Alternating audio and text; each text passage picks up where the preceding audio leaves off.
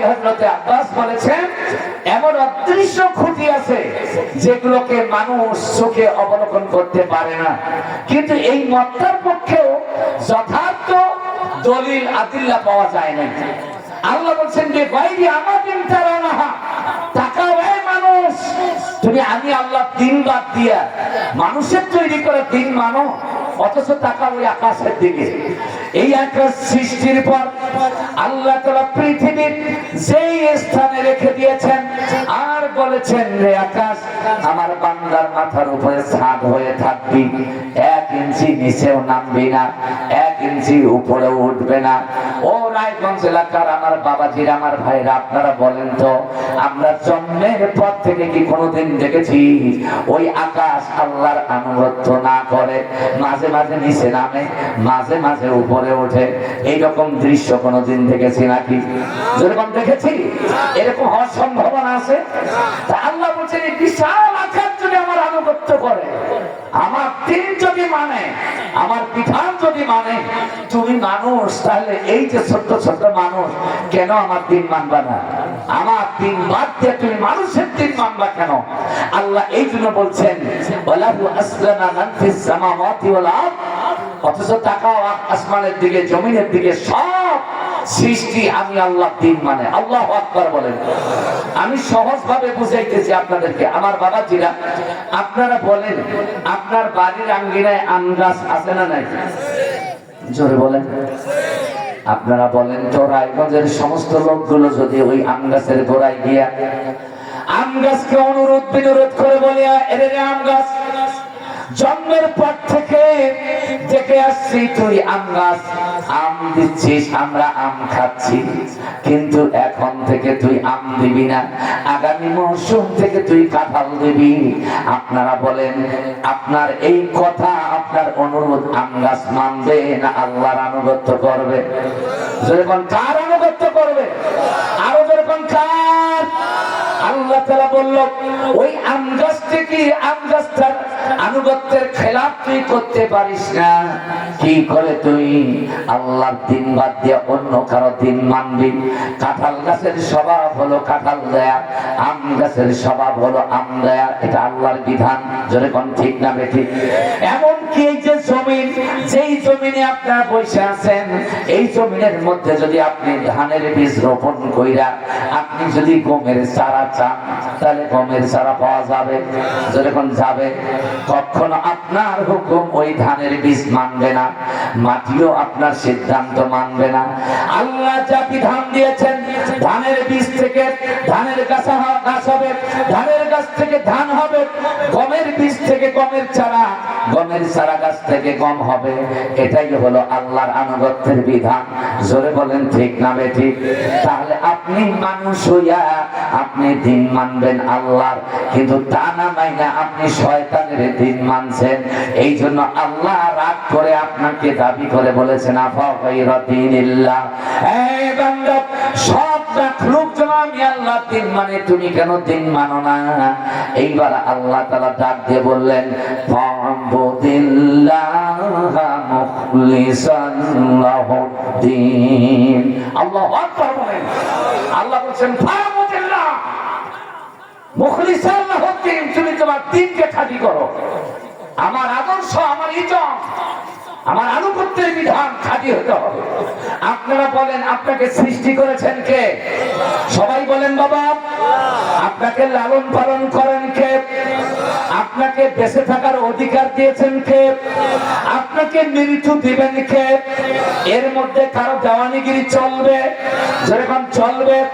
আল্লাহ বললেন, যখন তোমাকে সৃষ্টি করলাম, তোমার খাবারের ব্যবস্থা করলাম, বেঁচে থাকার অধিকার দিলাম, আবার সময় হবে আমার কাছে তোমাকে আসতেই হবে, তখন তুমি কেন দুনিয়ার মানুষের তৈরি করা দিন মানবা, শয়তানের তৈরি করা দিন মানবা?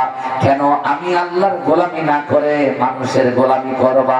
আল্লাহ চান না তার সৃষ্টি কোন মানুষ আল্লাহর আইন না মেনে মানুষের আইন মানুক। আল্লাহ এটা চায় না। কথা বুঝতে পেরেছেন বাবা? আপনারা বলেন তো, আমরা এই যে দিনের আনুগত্যের বিধান শুনতেছি, আল্লাহ বলছেন ফা'বুদিল্লাহ মুখলিসান লাহুদ্দিন, তোর পরিচয় হলো এটাই, তুই মানুষ, আল্লাহর কাছ থেকে এসেছিস, তুই মানুষ, আল্লাহর খাবার খেয়ে বাঁচছিস, তুই মানুষ, আল্লাহ তোকে জীবন দিয়েছে বেঁচে আছিস, তুই মানুষ, আল্লাহ তোকে মৃত্যু দিলে আল্লাহর কাছে যেতে হবে। কথা কোন ঠিক কিনা? তাহলে এই সময়টার মধ্যে তুই অমানুষ হইবি কেন? অন্যের দিন মানবি কেন? অন্যের দালালি করবি কেন? আমার যখন সব, তখন আমার আইন মানতে হবে, আমার আনুগত্য করতে হবে। চিৎকার দিয়ে এখন আল্লাহু আকবার। আমার বাবা ছিল, আমার ভাইয়েরা, আপনাদেরকে আশ্চর্যজনক তথ্য দেয়। বিজ্ঞানীরা বলেছে এই যে আকাশ, আমাদের মাথার উপরে আসমান, তার নিচে যে ফাঁকা জায়গা, এই ফাঁকা জায়গার মধ্যে পৃথিবীর বড় বড় পাহাড়ের মতো একটা করে পাথর মিটমিট করে ঘুরে বেড়ায়। ওই ফাঁকা জায়গার মধ্যে আমার আল্লাহর আনুগত্য করে, আল্লাহর আনুগত্য লঙ্ঘন করে একটা পাথর আর একটা পাথরের সাথে আঘাত লাগায় না, সংঘর্ষ করে না। যার যে স্থান বহাল রাখিয়া ভ্রমণ করিতেছে আল্লাহকে ডরিয়া। আল্লাহু আকবার বলেন। এই যে ভাসমান পাথরগুলো ঘোরে তো ঘোরে আমার আল্লাহর আনুগত্য করে। আল্লাহু আকবার বলেন। সম্মানিত বন্ধুগণ, এবার আসেন, আল্লাহ চাচ্ছেন যখন আমি আল্লাহ তোমাদের সব কিছু করি, তখন আমার দিনটাকেই তোমরা কায়েম করো। যেরকম আল্লাহর দিনকে কায়েম করো, যেরকম কি করো? আল্লাহর দিন কায়েম করতে গিয়া আপনারা বলেন নবীরা কি ফুলের মালা পেয়েছিল? আপনারা যদি আল্লাহর দিন কায়েমের আন্দোলন করেন, আপনারা কি ফুলের মালা পাবেন? যেরকম পাবেন, ফুলের মালা কি দেওয়া হবে? তাহলে কি দেওয়া হবে? একটু মাক্কি জীবনের ইতিহাস আপনাদের সামনে তুলে ধরি। আমার নবীজি মাক্কি জীবনে 13 বছর দিন প্রতিষ্ঠার আন্দোলন করলেন। আমার নবী 13 বছর মক্কায় দিন কায়েমের আন্দোলন করলেন। এই দিন কায়েমের আন্দোলন করতে গিয়া আমার নবীকে ফুলের মালা দেওয়া হলো না। যেখানে দিনের দাওয়াত নিয়ে গেলেন, ওইখানে তাকে প্রহার করা হলো, তাকে নির্যাতন করা হলো, তাকে নিপীড়ন করা হলো। কিন্তু এই 13 বছরে আমার নবী এই নির্যাতন নিপীড়নের বিরুদ্ধে একটা শব্দও করেন নাই। আল্লাহু আকবার বলে। আরো জোরে বলেন আল্লাহু আকবার। কত বড় ধৈর্যের প্রতীক আমার নবী। আল্লাহু আকবার। 13 বছর মায়ের খায়া দিন প্রতিষ্ঠার আন্দোলন করলেন। আমার নবীজি যখন 13 বছর বাকি জীবনের ইতিহাস শেষ করলেন, মাদানী জীবনের ইতিহাস শুরু হয়ে গেল। আমার বাবাজিরা কয়েক মিনিটের মধ্যে আলোচনা শেষ করে দিচ্ছে, আল্লাহর ওয়াস্তে কেউ উঠবেন না। আল্লাহর নবী, বিশ্ব নবী যখন মাদানী জীবনের সূচনা করলেন, দিন প্রতিষ্ঠার আন্দোলন করতে থাকলেন, আমার নবীজি যেখানেই দিনের দাওয়াত নিয়ে যেতে থাকলেন, ওইখানে মদিনার মুনাফিকেরা, কাফের ইহুদি খ্রিস্টানেরা বাধা দিতে থাকলো। আমার আল্লাহ এবার দাবি করলেন, নবী, মক্কার মধ্যে তুমি মায়ের খাইয়া নির্যাতিত হইয়া দিন প্রচার করেছ, মোকাবেলা করো নাই। এখন এটা মাক্কি যুগের ইতিহাস নয়, এটা হলো মাদানী দিন প্রচার করতে গিয়া দিনের দাওয়াত দিতে গিয়া তোমাকে বাধা দিবে যেখানে, ওইখানেই উল্টা আঘাত করতে হবে। আল্লাহু আকবার বলেন। যেখানেই বাধা দিবে ওইখানেই মোকাবেলা করতে হবে। সুবহানাল্লাহ বলেন। এটা কি কোরআন শরীফে আছে? যেরকম আছে, কোরআন বলছে ওয়াকাতিলুহুম হাত্তা লা তাকুনা ফিতনাতুন ওয়া ইয়াকুনা দ্বীনু লিল্লাহ। সবাই বলেন আল্লাহু আকবার।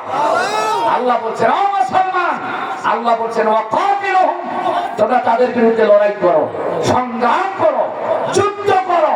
তাদের বিরুদ্ধে দিন কায়েমের